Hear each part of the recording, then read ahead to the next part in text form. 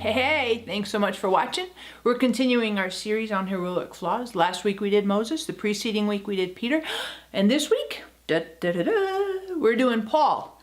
Paul had heroic flaws. He's a hero, for sure. Paul in the New Testament, we read, 2/3 of the New Testament is written by Paul. Talk about heroic. I mean, he's super heroic. And I love what he says in 1 Timothy 1:15. He says, it's a trustworthy statement, deserving full acceptance, that Christ came into the world to save sinners, of whom I am foremost, chief of all sinners. And Paul acknowledges and recognizes, yeah, man, I have my flaws and deficiencies and difficulties and hardships and struggles and weaknesses. And he acknowledges as well, yeah, God has spoken through me. Yes, God is writing the word through me, and his instructions and the way he yielded himself to God to found multiple churches and to, in essence, create and be a part of God's plan to make the foundation of the church, not a building, but the organic entity, the church, the body of Christ. And so, super heroic and flawed. So the flaw, I would say, is in Acts chapter 8, verse 1. Paul, at this time, who is known as Saul, was standing in hearty agreement when they were stoning Stephen, the first martyr. And you know that this stayed in Paul's memory.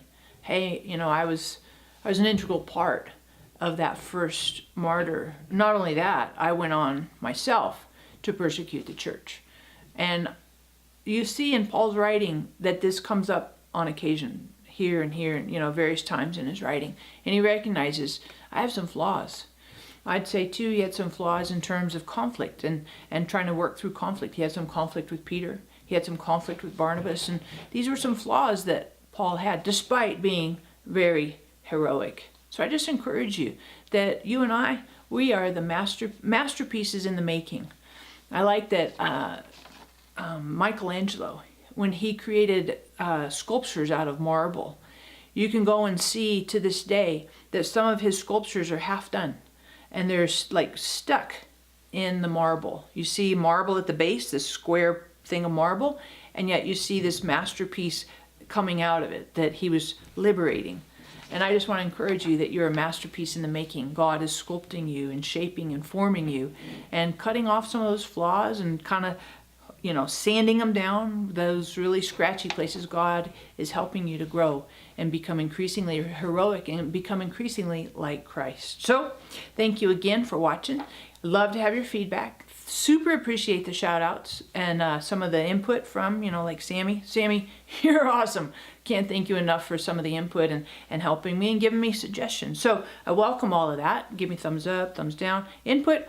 Of course, I'd love to have you subscribe to this channel because it's really super short, but also pithy and very helpful. And of course, we got to finish with our joke. So here's your joke. Why do cows wear bells?